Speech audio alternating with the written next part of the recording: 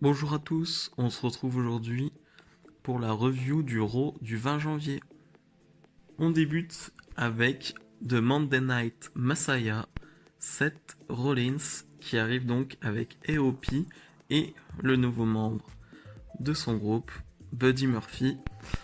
Rollins il va nous faire une petite promo, pas très intéressante, on va pas se mentir. Il est juste content que Buddy Murphy ait rejoint son groupe et il va se faire interrompre par Kevin Owens et Samoa Joe qui, comme les dernières semaines, veulent juste se battre avec Seth Rollins et ils disent qu'ils ont encore de l'aide aujourd'hui et c'est les Viking Raiders et donc ils vont aller sur le ring, ils vont se taper un peu et Rollins, Murphy et Hopi vont un peu battre en retraite. Alors, c'est pas que j'aime pas ce segment, mais disons que c'est revu et revu et revu. C'est un peu la même chose chaque semaine dans cette feud, donc c'est un peu lassant. Même si voilà, j'aime bien Seth Rollins en Messiah, j'aime juste pas son nouveau t-shirt hein, qui est dégueulasse. On va pas se mentir, mais sinon j'aime plutôt bien, mais les promos de Rollins en heel sont pas terribles. Et disons que la feud est bonne quand même. On va pas, voilà, c'est pas mauvais, mais un peu répétitif. En backstage, on retrouve Seth Rollins avec son groupe et il nous dit qu'il veut un match de championnat pour les titres tag team ce soir avec comme partenaire Buddy Murphy. Et je trouve l'idée juste géniale en fait. Buddy Murphy, j'avais peur qu'il retombe dans les bas-fonds de Raw. Et là, il va se retrouver en tag team avec Seth Rollins. Déjà sur le papier, l'équipe elle fait rêver.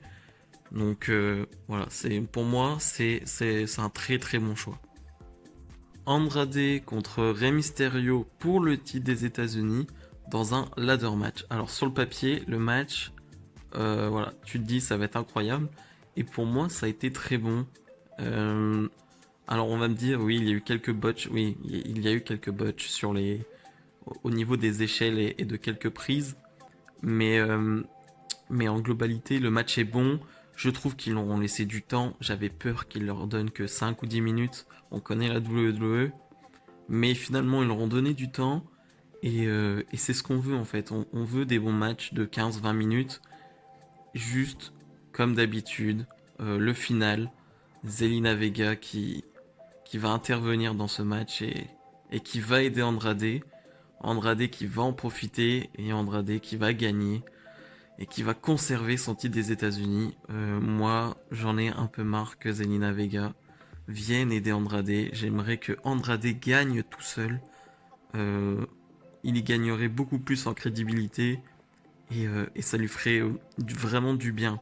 Parce que là, on le sait, on le voit, on sait que il est obligé de gagner que si il y a Zelina Vega. Et je trouve que en termes de puissance, de ouais, c'est pas bon pour Andrade. Donc arrêtez de faire ça s'il vous plaît. Aleister Black contre un jobber. Black Mass. Dodo. Fini. Paul Heyman et Brock Lesnar arrivent sur le ring. Promo basique de Paul Heyman, comme on a l'habitude. Et il va surtout nous dire quelque chose, c'est que personne dans le roster actuel ne peut rivaliser avec Brock Lesnar. Et donc Ricochet va venir. Alors j'étais surpris de voir Ricochet, hein, parce que Ricochet en ce moment, quand on le voit, c'est pour perdre. Donc c'est vrai que c'est assez spécial. Ricochet qui va nous dire qu'il n'a pas peur de Brock Lesnar et qui veut se battre maintenant. Brock Lesnar qui va un peu rigoler. Bon, moi je serais à la place de Brock Lesnar, je rigolerais aussi, disons. Et Lesnar qui va mettre un coup dans les parties de Ricochet. Et c'est très bizarre. Disons que j'aurais voulu de la physicalité, mais disons que, je sais pas, de la voltige avec Ricochet contre Lesnar, mais genre même 15-20 secondes, ça aurait pu être sympa. Mais là, mettre ce coup de poing, coup de pied, je ne sais plus, dans les parties de Ricochet, je trouve ça bizarre. Et Brock Lesnar qui va reprendre le micro et dire non, je n'ai pas peur. Lesnar qui fait ça 2 semaines d'affilée, hein, de prendre le micro après avoir attaqué la superstar. Mais ouais, je trouve bizarre ce segment, je comprends pas. Je comprends pas l'intérêt de Ricochet, l'intérêt de mettre Ricochet ici. Voilà, j'ai pas trop compris ce segment. On passe à un des matchs que j'attendais le plus de ce Raw. Randy Orton va faire face à Drew McIntyre. Et pour moi, c'est vraiment un match que j'attendais depuis quelques mois. Et le début de match m'a bien plu. Le reste aussi, mais bon, la fin est voilà, comment dire, est WWE-esque, on va dire.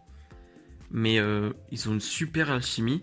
Orton, ça faisait un petit moment que je l'avais pas vu prendre beaucoup de bumps comme il a pris face à McIntyre. On l'a vu un peu, ouais, voler de partout, on va dire. Alors que bon, on connaît Orton un peu feignant et ses matchs sont toujours un peu lents et tout. Mais là, contre McIntyre, j'ai pas trouvé. C'était très physique aussi, hein. Les ATMI de McIntyre sur Orton sont très bien vendus par Orton d'ailleurs. Ça me fait toujours délirer les têtes d'Orton après les ATMI de McIntyre. Mais bon, comme d'habitude, la WWE va ruiner ça. Et The aussi avec AJ Styles vont intervenir. Et du coup, ne vont pas laisser finir ce match. McIntyre et Orton qui vont réussir à prendre le dessus sur The aussi. Allez, sortir du ring. On a un petit face-off entre McIntyre et Orton. Orton qui fait mine de partir.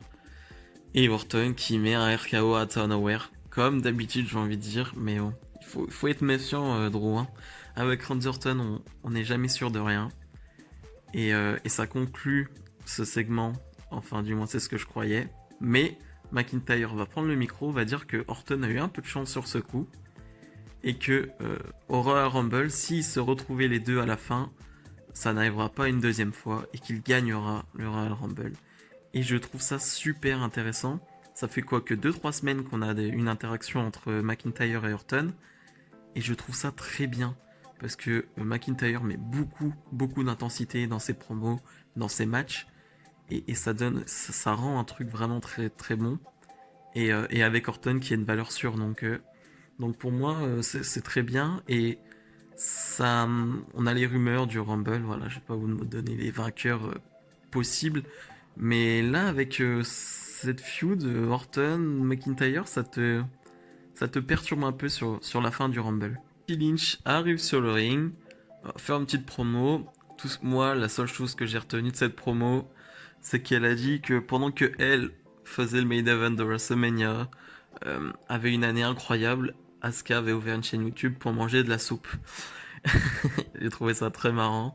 Si vous avez pas encore été sur la chaîne de Asuka, allez-y, moi je trouve ça vraiment très marrant et ouais, ça me fait vraiment rire de voir Asuka manger des plats et les commenter, ça me fait vraiment délirer.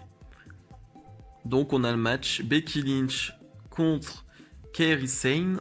Le match va être très rapide, hein, il me semble, 7-8 minutes, quelque chose comme ça.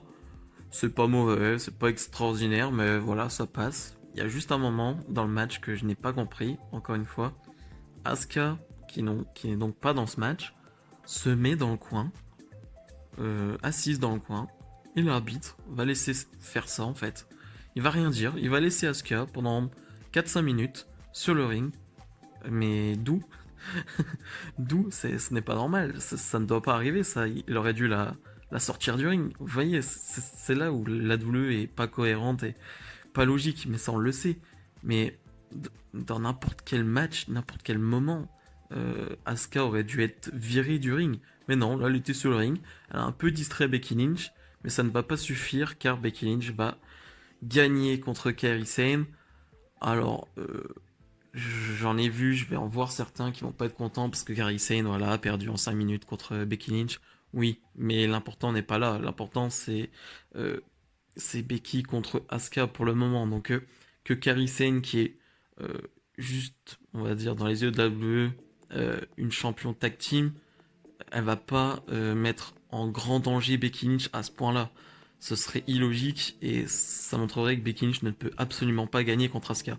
Asuka qui va justement attaquer Becky Lynch après le match et qui va vite s'en aller avec Kairi Sane. Les Viking Raiders défendent donc leur titre par équipe contre Buddy Murphy et Seth Rollins. Et comment dire, un match de 10 minutes, je dirais. Un match très bon.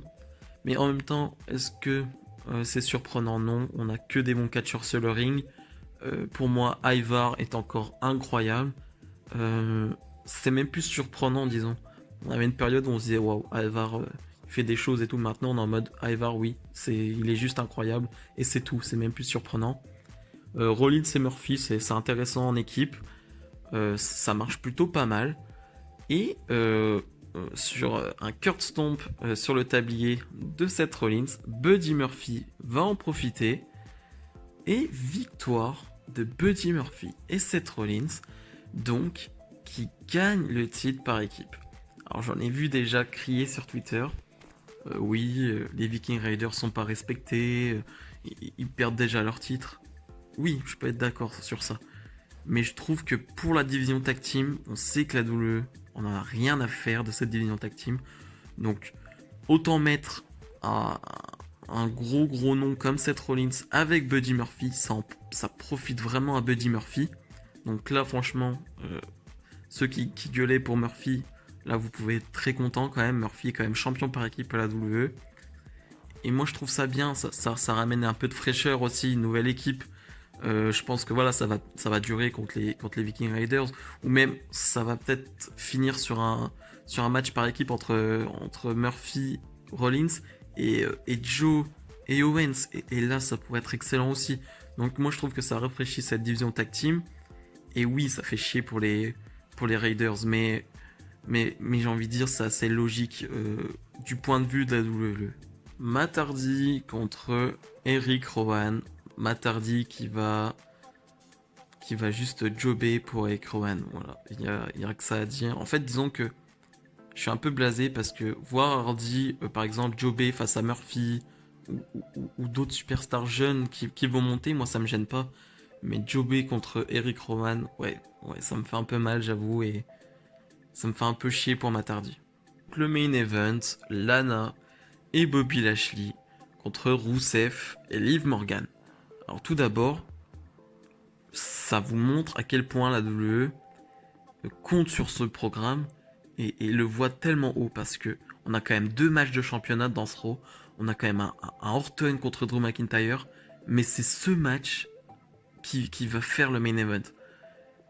Rien que d'y penser, c'est incroyable parce que sur le ring quand même, on a Lana et Liv Morgan.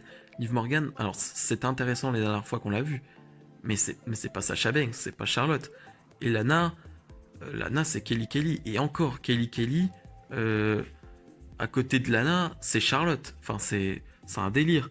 Et c'est ça en main event. Et donc on a le début de combat, Lana contre Liv Morgan. Bon, Lana fait ce qu'elle peut, mais elle peut pas grand chose, hein, soyons clairs. Liv Morgan, moi je la trouve plutôt cool sur le ring, mais c'est pas incroyable non plus. Et le match va être super court. On a quelques interactions entre Bobby, Lashley, Liv Morgan qui va l'attaquer quelques fois, et puis Lana et Rusev forcément. Et ce qui va en finir sur une victoire assez propre de Bobby Lashley et Lana dans un match de quoi, 5-6 minutes. Et on termine sur une victoire simple de Bobby et Lana. Ouais, bizarre, très bizarre de finir ça. Je sais pas où ça va aller parce que là, si on a la place de Rousseff et Liv Morgan, tu te dis, bah en fait, on a perdu. C'est assez logique. Il y a une petite intervention de Lana, mais c'est pas non plus un gros vol. Mais donc, je ne comprends pas. Je pensais que Rousseff, justement, et Liv Morgan allaient gagner. Je pensais surtout à une victoire de Liv Morgan sur Lana. Et pas du tout. Donc, je ne sais pas où ils vont aller dans cette histoire. Ça m'intéresse, mais oui, l'histoire est nulle, on va pas se mentir, mais disons qu'au moins elle est construite sur quelques mois. Donc pour une fois qu'il y a un programme qui dure assez longtemps, on va pas se plaindre, mais disons que j'aurais préféré que ça soit sur une autre feud. Donc ce Raw se termine sur ça, et du coup ça te laisse un sentiment très partagé parce que pour moi, le Raw était très bon, voire l'un des meilleurs Raw sur les derniers mois. Et je pense que Raw est de mieux en mieux. Enfin, ce n'est que mon avis. Mais avec ce segment de fin, enfin avec cette victoire de Lana et Bobby dans ce match assez simple, ouais, ça a un goût un peu amer, mais je vais quand même retenir tout ce qu'il y a eu avant. Et pour moi, c'est un bon Raw. Je veux vraiment le mettre dans les meilleurs Raw de ces derniers mois. Et ça fait vraiment du bien d'être, parce que ça dure quand même 3 heures. Donc quand t'as du bon divertissement comme ça, du bon catch, voilà, ça fait vraiment plaisir. Donc voilà, c'est la fin de cette review. Si ça vous a plu, mettez un like.